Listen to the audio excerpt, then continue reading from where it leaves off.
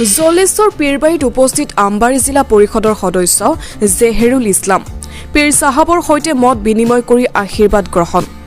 গোৱালপাৰা জিলাৰ জলেশ্বৰ সমষ্টিৰ কটাৰীহাৰা পীৰবাৰীত অহা 21 আৰু 22 জানুৱাৰী তাৰিখে দুদিনীয়াকৈ অনুষ্ঠিত হ'ব পবিত্ৰ ইছালে চুৱাব তথা উৰুজ মুবাৰক।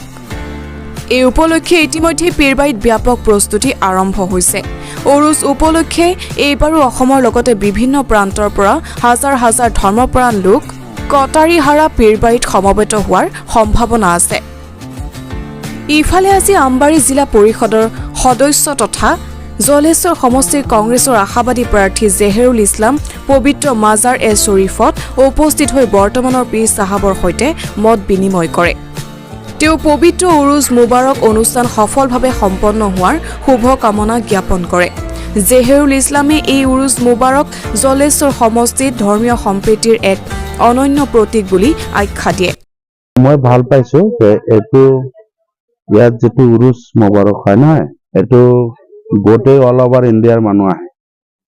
মোৰ দায়িত্ব যে জলেশ্বৰ সমষ্টিৰ এজন সচেতন যুৱক হিচাপে মোৰ এটা দায়িত্ব আছে যে ইয়াত মানুহখিনি যে আহিব ভালকে থাকিব পাৰিব না নাই তাৰ কাৰণে অলপ খবৰ ল'বলৈ আহিছো। বাকীটো একো নাই। বাকী এই আমাৰ জলেশ্বৰ মাজাৰ এইটো অতীতৰ পৰা আমাৰ পূৰ্বপুৰুষসকলে ভাল পাই আহিছে। আমি তাৰ সতি সন্ততি হিচাপে আমি তাক ভাল পাওঁ। ইয়াৰ আগতে কিবা এটা হেৰি হৈছিলে, তেতিয়াও মই কথা কৈছিলো যে না জলেশ্বৰৰ এই বগদাদি চাহাবৰ কোনোবাই যদি কিবা ক'ব খোজে এইটো এটা ভুল এটা হেৰি হৈছে। এইটো ৰাজনীতি মহল, ইয়াক লৈ ৰাজনীতিও নহয়, এইটো কোনো নহয়। ই আমাৰ এটা জলেশ্বৰৰ এইটো আমাৰ এটা প্ৰতীক হৈ গৈছে।